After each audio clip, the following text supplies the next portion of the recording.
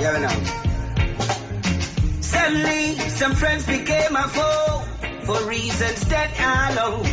Said to us, it's a waste of time. Let's step it up on crime.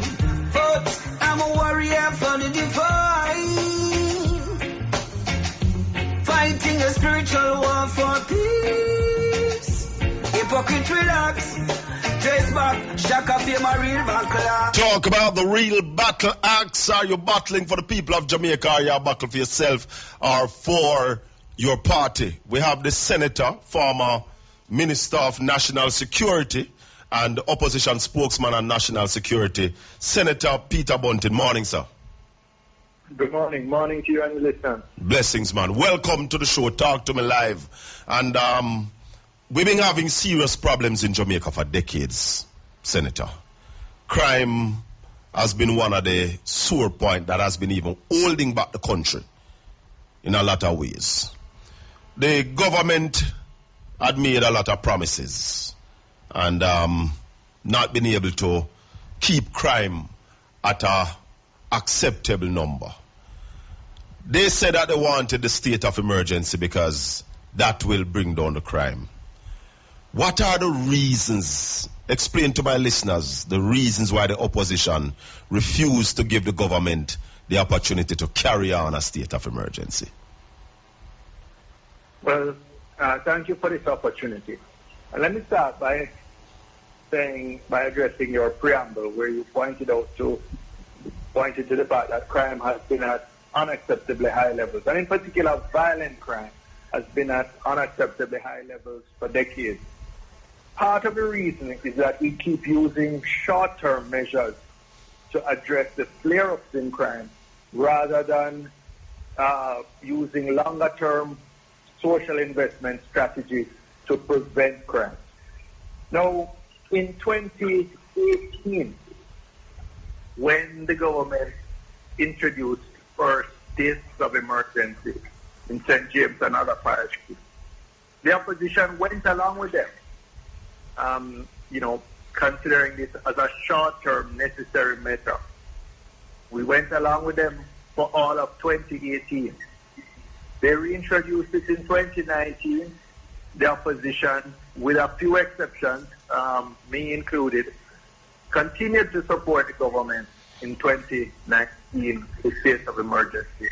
Continued to support the government in 2020 with the state of emergency. But there must come a time when, it's not legitimate to use it as a routine tool of policing. Why not? That suspends the fundamental rights of every Jamaican, the fundamental human rights of every Jamaican living in those parishes where the states of emergency are declared. And in addition, we have had eminent legal experts, King's Counsel, as well as 2 judgments of the court which have stated that this routine use of state of emergency as a tool of policing is unconstitutional. So with all that, the opposition took the position from last year, November, that we would not be supporting any continued unconstitutional use of states of emergency. Senator. And in spite of making that clear last November and having another court judgment that supported our position, the government, based on what is purely political timing, reintroduced it this year. Before we get to the political timing, I want to ask, if not a state of emergency, what then? Because we don't just need a long-term solution, Senator. We need an immediate solution to this crime problem in Jamaica. We need something to happen now to cut down the crime. What if not a state of emergency? Well, what the opposition has signaled that we would be willing to support is a new law that instead of targeting 3 million people when the government says they really only need to target 300, we want a new law that might give extraordinary powers to the security forces but only over those 300 persons that they're targeting, not over the entire population. And even then, it would have to be carefully constrained and supervised by a tribunal of law, by a court. This is where I kind of break ranks a little bit.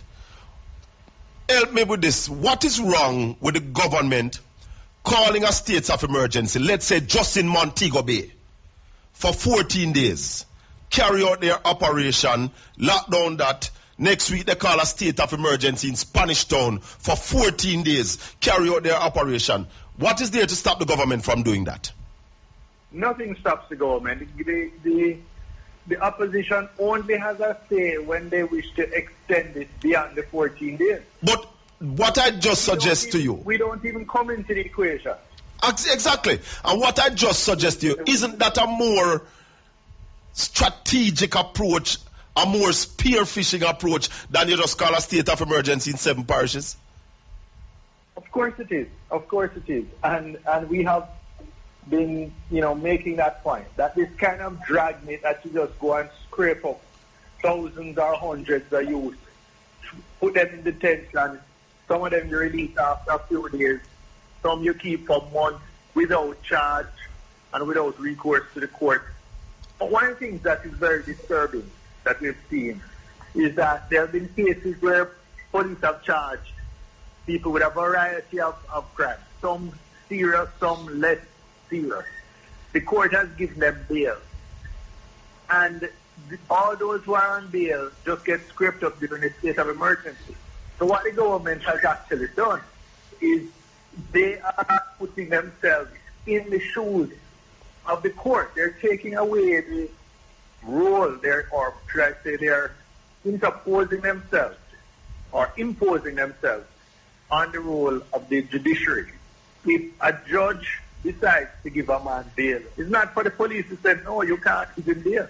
The police have to come back to the judge with additional reasons or justification why the bail should be revoked. But this is a shortcut way to just declare a state of emergency that we can take our bail from all the people who are before the court now. Question. Have anybody tried to find out what are the psychological effects it have on a young man who have never committed a crime, never do nothing wrong, don't even smoke weed, and get locked up in a state of emergency for 3-4 weeks? What is the psychological effect? Or even for 3-4 days? There is a case that I came across this week in social media where they were talking about that young man who worked in the hotel sector.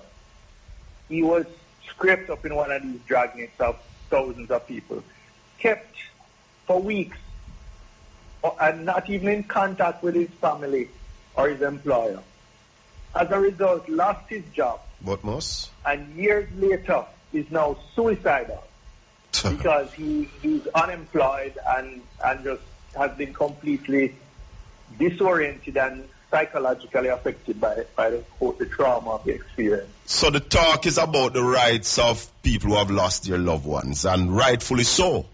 But what about the rights of a man who has obeyed the law all his life and because of a state of emergency? Because one of the things a lot of people not understanding, the state of emergency is in St. James and we are in Portland. But if we drive, go down the way and up in height and can be arrested under it, isn't that so, Senator? Of course, yes. So, absolutely. But let's talk about the political ball game you talk about. First question I want to ask you on that. Isn't the PNP afraid that when they are going to need funding, the private sector would say to them, support the extension, and you're not afraid you're not going to get the money from the business people of Jamaica? Well, that is always a risk, but if the PNP was a party that were lapdogs for the private powerful interest in society, whether private sector or media or otherwise, we would not have survived the 80-odd years we have. We have a responsibility, first of all, to the people of Jamaica as a whole.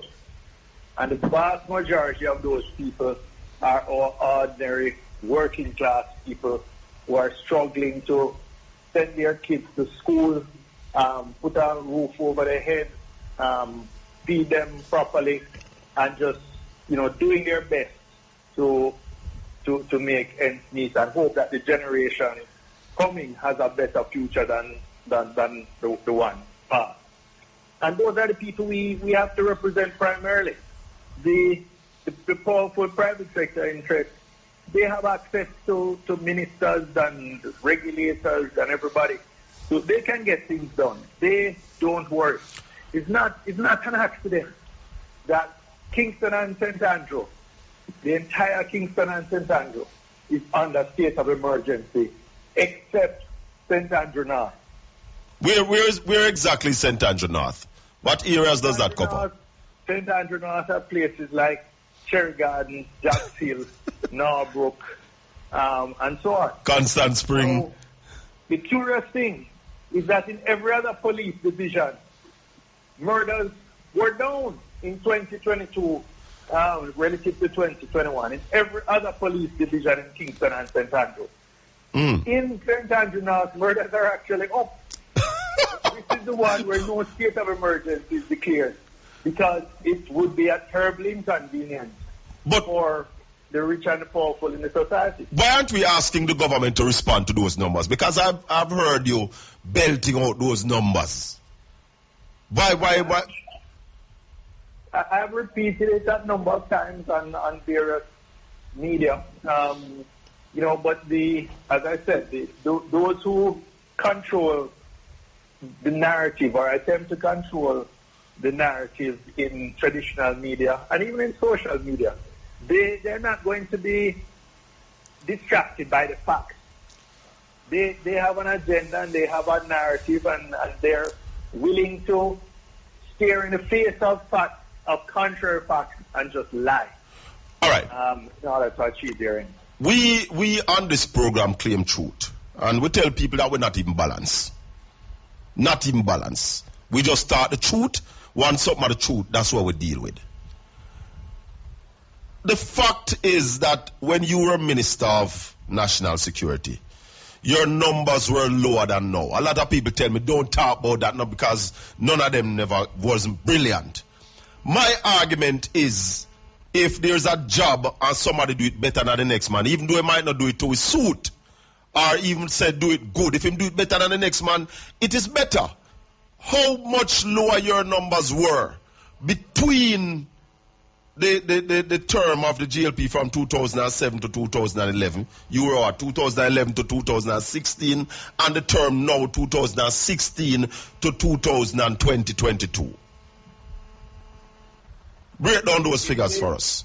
In the 2008 to 2011 era, the 4 years before I became minister, the average annual numbers of murders in Jamaica was 1,471. Talk to me.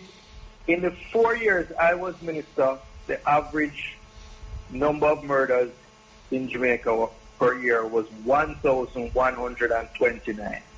So close to a 300 difference. 340 fewer murders per year during my time. In 2016 to 2019, when states of emergency were used extensively, the average annual number of murders in Jamaica was 1,400. So it up back to where it was before your time. So and what is the average now for the last term? The average now is about the same, 1,400 and odd. So why is it? This year it might even go over 1,500. So let me ask that question, but why then the PNP is not saying that, look here, we did better, we can do better than what is happening now? Why you not say that? We say it all the time. And when we say the government and their apologists say, oh, you're playing politics. No, but Senator, them say liars figure, but figures don't lie. Well, This is why I give you the numbers. I give you and your listeners the numbers, and as you say, facts are facts. Truth is just the truth, whether you believe it or not. We're entitled to our own opinion, but not entitled to our own facts. But that's not an opinion, Senator. That's what I'm saying. These are facts. The police, Senator, they are saying, I listened to an interview with the chairman of the Police Federation. And in a time when you're calling a state of emergency, they are saying that they don't have uniforms, they don't have weapons. And I heard you in the Senate, and I heard Senator Webby repeated it, that only 17% of the capital budget was spent. But then we understand that 80% of the budget was only on 2 items. How then do we ask the police to operate in a state of emergency in 7 parishes without these necessary equipment? You know, it is scandalous, and it is mismanagement by the Ministry of National Security. They graduated a batch of new police officers from the police academy a couple of months ago. They were deployed into some of the toughest communities in Jamaica. They were not even issued a bulletproof vest.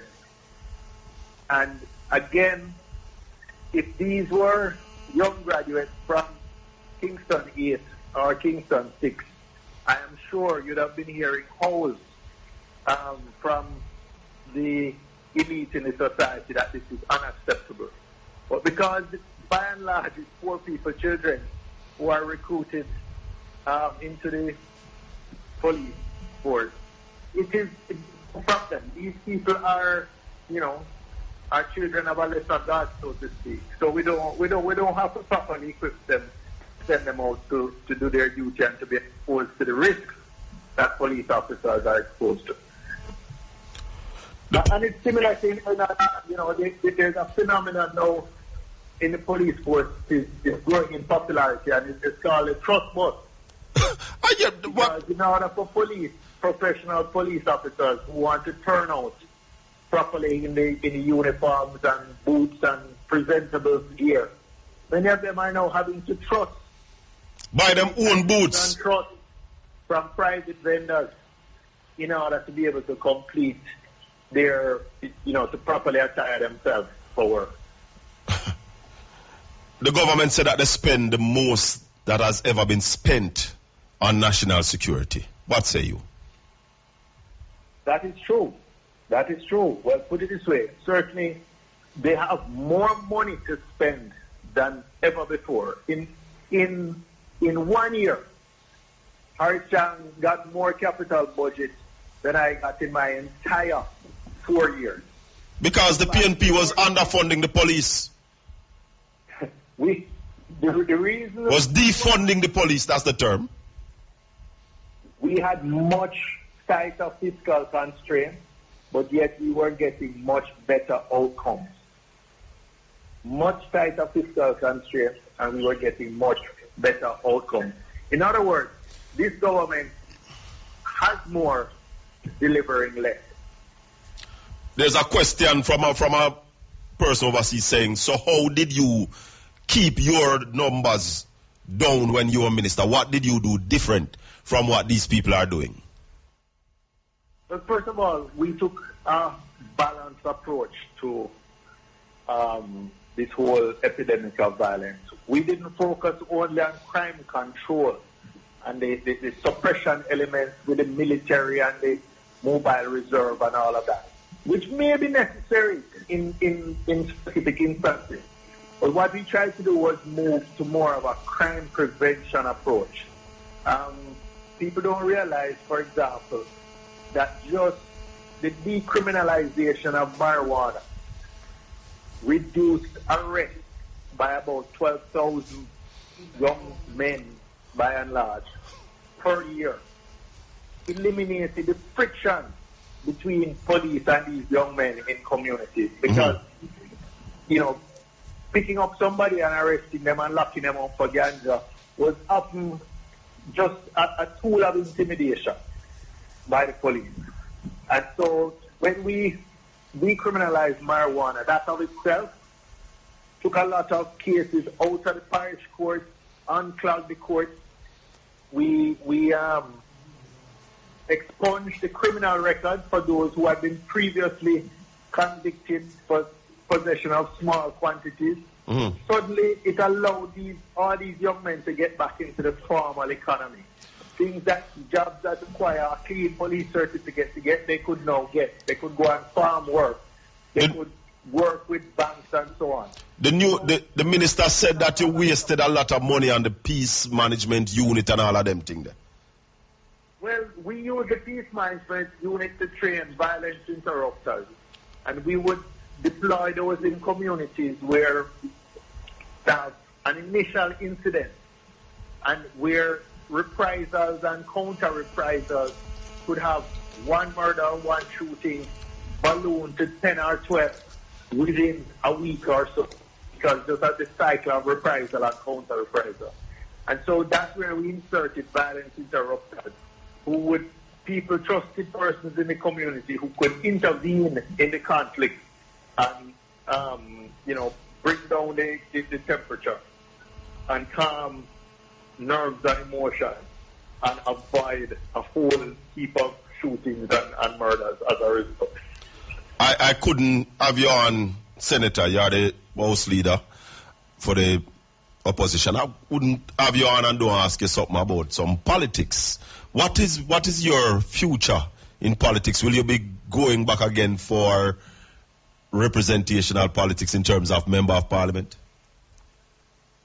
Well, I said shortly after the last election that I would make that decision after the local government elections. I committed to work not just in my own constituency, but as parish manager for Manchester for local government elections, and that's what I'm focused on now.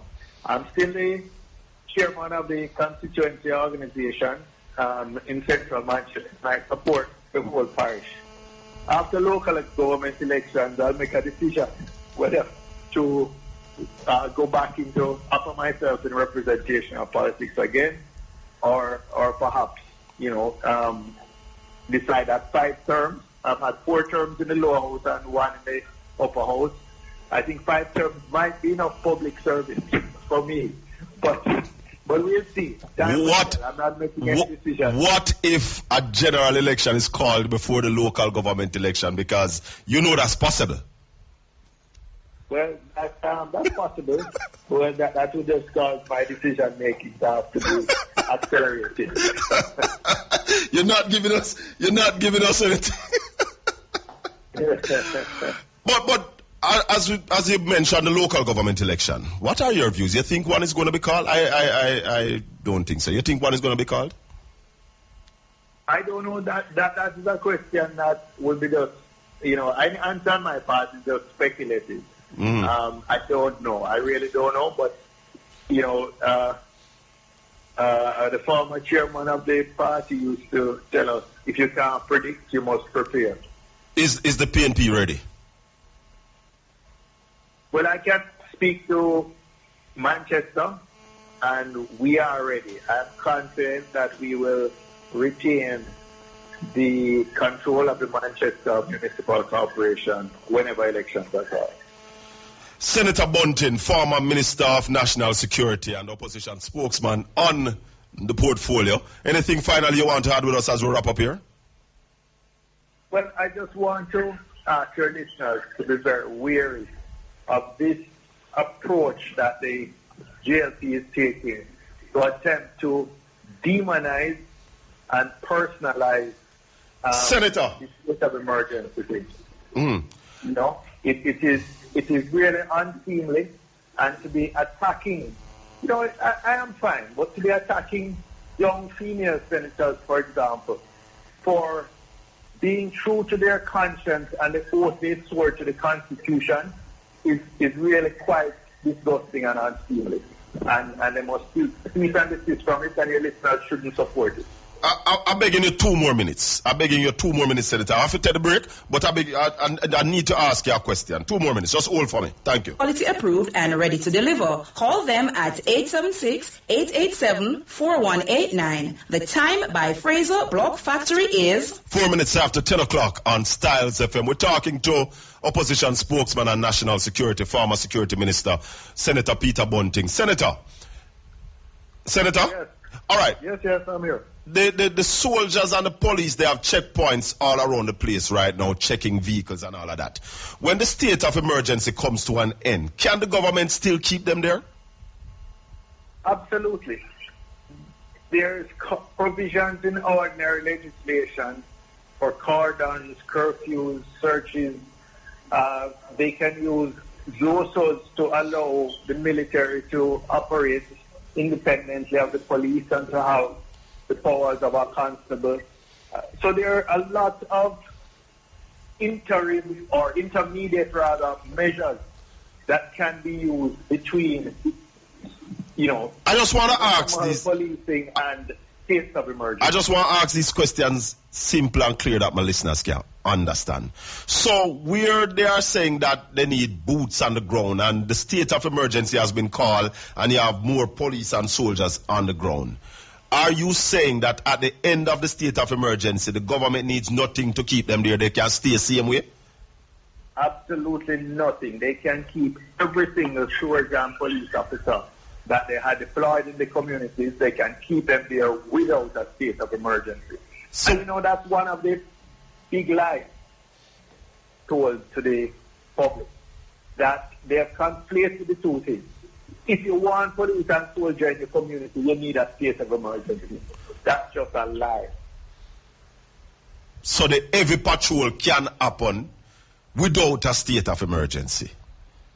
Absolutely. And if the government wants... The only thing a state of emergency is unique is allowing the police and the soldiers to detain people without evidence, without charge, for an indefinite period of time. Doesn't it... Those persons not having the normal access to the court system to get access to liberty. Does it also normally gives you the right to search without warrant? Yes, it gives you... I mean, if you look at the regulations... Hello? Senator Bunting? For a question. They can lock you up for posting bad words.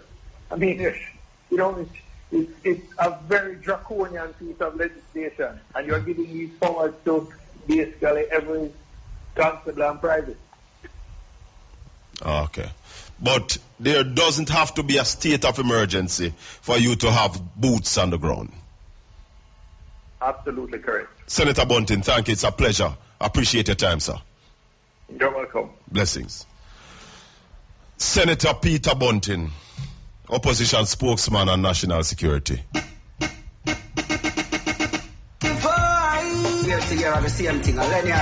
Caribbean Radio, good morning to you. You just heard the former Minister of National Security. We had him on from 9:30. Sorry that you missed that part of the show, eh? To us, it's a waste of time. Let's step it up on crime.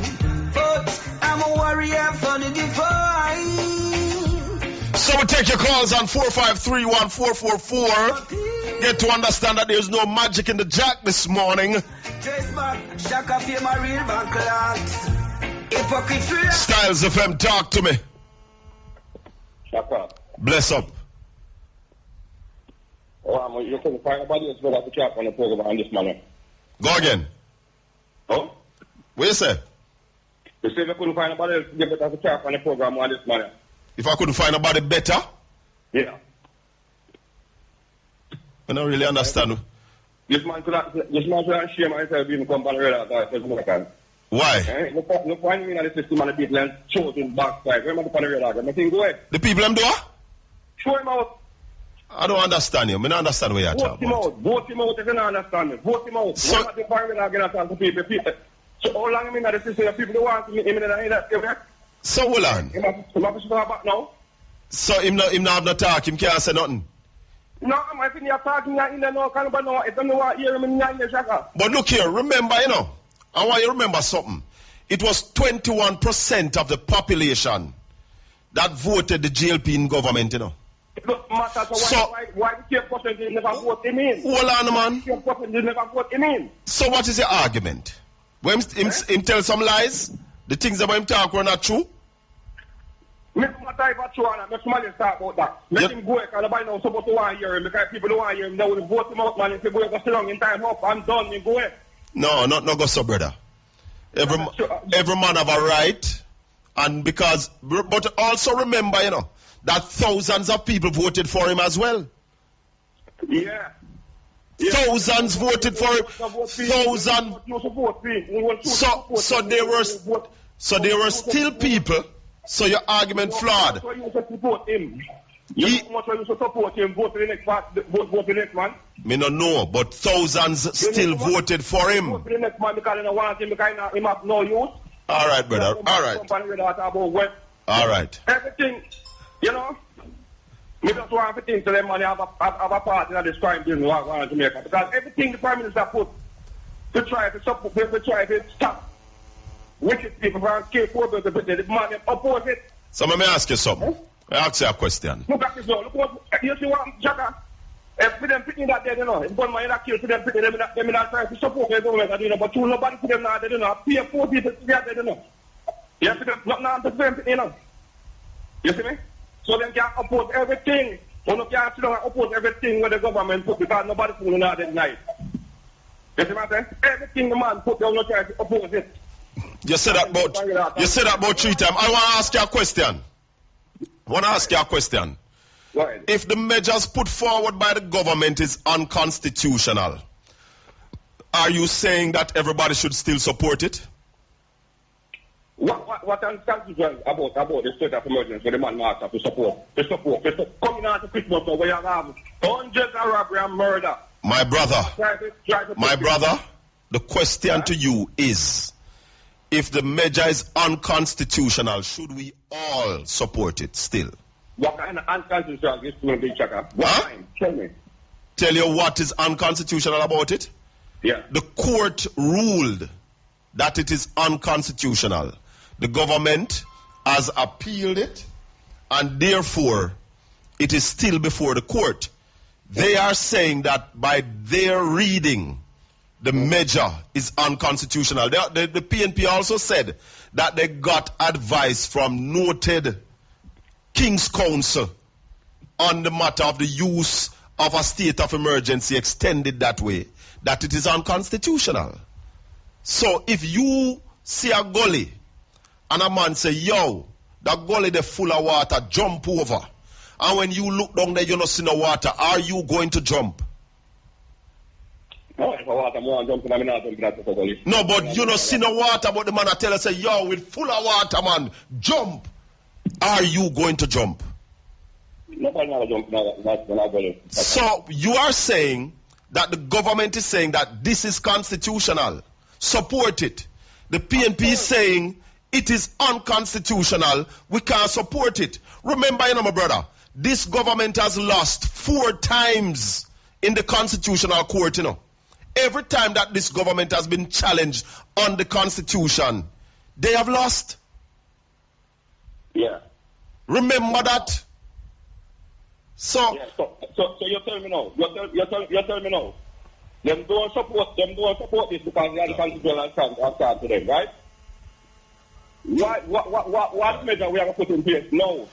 Hold on. You listened to me earlier this morning? Have you listened to him? To me, when I was talking first. Did you hear me? Of course I hear you. Let me tell you what the government must do. The government does not, listen, the government does not need the opposition to call a state of emergency for 14 days. No, I'm not agree with that. It's not about agree. It's not an agreement, Facts are facts. It's not whether you agree or not. The fact, hold on. You're talking stupidness, brother. You're talking stupidness. You see, that's what. When you call a state of emergency in a month, You have people are carrying that kill people. You have people are Kingston and murder people, see me. All the parish and murder people. Then, my brother, then you move. Oi! The time we have to spend 14 days in a St. Catherine, or in a month to be as you say. Right? That 14 days, you know much people in the next parish them. But what about the rest of the year when there was no state of emergency? Remember, from year start, no state of emergency no go on, you know. One go on for 2 weeks in a June. So what happened to them time there? Yes. Nobody now dead them time there. Yes, Shaka. Nobody wasn't being killed them time there. Listen, you see, let me tell you. The point I look say is that we are open at Christmas season now. I mean, you know what say? Everything pertaining to murder, robbery and something that will increase. And when the government just try to protect people who are about them laugh on business, let them shine them everything as they do one conversation. Right? My final question to you. What we are going to know in Christmas when they come out and come out and turn up, what we are going to do? My question to you, what is there to stop the government from having lots of police on the street? See them, we like how them have them now. What is there to stop them from doing that? If the police are going to find streets, every Christmas, police come out more than before. But that still can't stop them because police say I'm robbery and war running, so can't everywhere at the same time. So in a state of emergency, you can't do everywhere at the same time? No, but even more better because the place are locked down. But you can't have the police them out the same way. Why you want to arrest me for nothing? Oh, God, Chaka. all right, brother, I'll go there because because you see, all of this politics is not paying. But my brother. Now come more better. All right, cool. You see, the level of arrogance is the problem. Because you alone know. Nobody else no know. And we are saying to you, I am saying to the government, use your state of emergency strategically. In small areas, sharp, precise, go get the guns and the gunmen. You put in the law that if me catch you with an illegal gun, you are going to spend 15 years. Go get them now. Lock down small areas, lock it down tight, that's nobody can escape. The constabulary force does not possess the capacity. They don't have the manpower. They don't have the equipment to run a state of emergency in 7 parishes as a crime fighting tool. If you're using it as a crime fighting tool, you don't need no opposition. Because sometimes you're going to call it for all 5 days. Depends on the magnitude of the area where you are locked down, based on your intelligence. So you must listen to people who don't have the solution. Try get it from somewhere else and drop the arrogance. Talk to me, caller.